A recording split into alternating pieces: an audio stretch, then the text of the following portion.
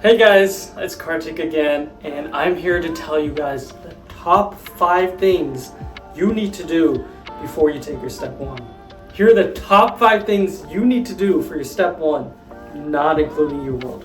Number 1, you need to do Duke's deck. Duke's deck is an Anki deck, and I gotta say, this is the best thing, and maybe the one thing that actually caused me to go from a really low score and getting all the baseline knowledge to more than enough to pass on step 1. So, Duke's deck is kind of just an overview of Pathoma, and Pathoma covers pathology, as you guys know. If you have access to Pathoma, watching those exact chapters and unlocking the specific cards for that chapter through Duke's deck is so vital. And yeah, it's an overview of Pathoma, but Pathoma covers pathology, and pathology is about 60% of the exam. And what do you need to pass this test? You need a 60%. Now, I know, I'm not being like idealistic, you're gonna know every single pathology question and be able to pass. No, you're gonna need to know other stuff as well, but Duke's deck is probably the biggest percentage of points that you'll get in your brain from just doing that deck. But you gotta supplement it with Pathoma. So Pathoma is our number 2 tip, which is, I think, one of the best video series out there for step 1. Boards and Beyond is great, but it's Boards and Beyond. You know how meticulously detailed he is, how long he takes to explain a single thing. It's like listening to a boring lecture. Now, I know some people out there are offended. They're like, Boards and Beyond is great. I love doing this. I love it. I love it.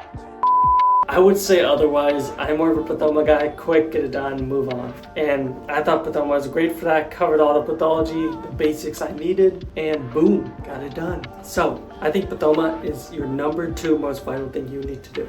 Now, number 3. This, I probably went from knowing 0 to knowing like 85% of the content for this topic. And it's micro and farm. And some of you already know what I'm about to say. Sketchy. Sketchy, micro, and farm is so beautiful.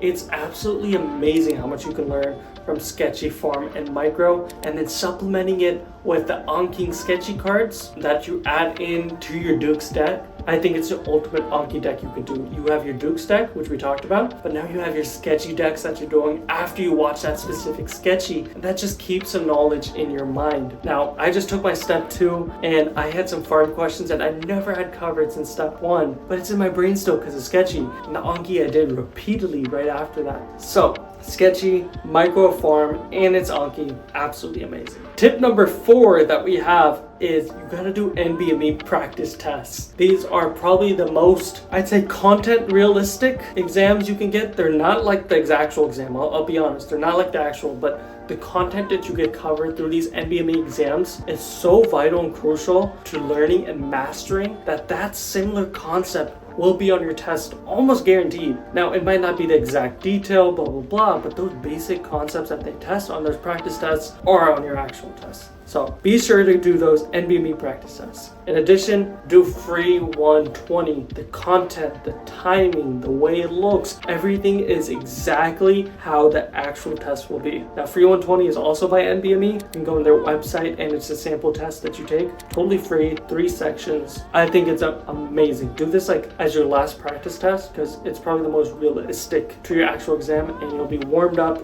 ready, and comfortable for the actual day. Now, tip number 5. Number 5 for step 1, you gotta do dirty medicine. This guy, Mr. Dirty, so good. Biochem on his stuff. I learned basically all in my pre-clinical, like the first block of med school. I relearned that all just because of dirty medicine. If I didn't have him, I probably wouldn't have watched Boards and Beyond. I'd probably be bored out of my mind, and I don't know if I'd even pass. Dirty medicine is so great for this type of stuff. The biochem, all that amino acid stuff, all those cycles, garbage stuff you have to learn. He's pretty good with that. He gives you such good mnemonics, and it's a free YouTube channel. Just type in Dirty Medicine. You'll see a bunch, and you'll see his biochem playlist. Now, I know I said this video would be top 5 tips for step 1, but I had a bonus into this. Bonus, I gotta say, that helped me with little itty bitty details is Golgen. Now, some of you may have heard of this, some of you may not have, but if you go on Spotify, you can download the free app. Go look up Golgen. I think it's exact words are Daddy Golgen Podcast. Something like that. Those first 2 words, Daddy Golgen for sure, and I think it pops up.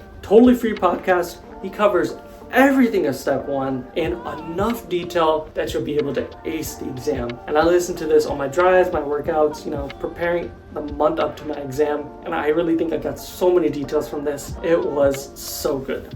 So, Goldgen is my bonus tip, and I think you guys should really invest into it. So, there you have it. Those are my top 5 tips, plus a bonus on how you can ace your step 1. Now, step 1 is a pretty crucial exam. It's your first boards exam, and then the first boards exam of the 3, and it prepares you really well for step 2. If you don't have a good step 1 knowledge, your step 2 is going to be harder, and step 2 is graded. That's what we need. So, if you have any more questions, drop them in the comments below, or you can DM me. All my links are on my page, and I wish you guys all good luck. You guys are all gonna ace it. Do these steps, do this stuff, you're gonna be fine. See you guys. Stay healthy, stay happy.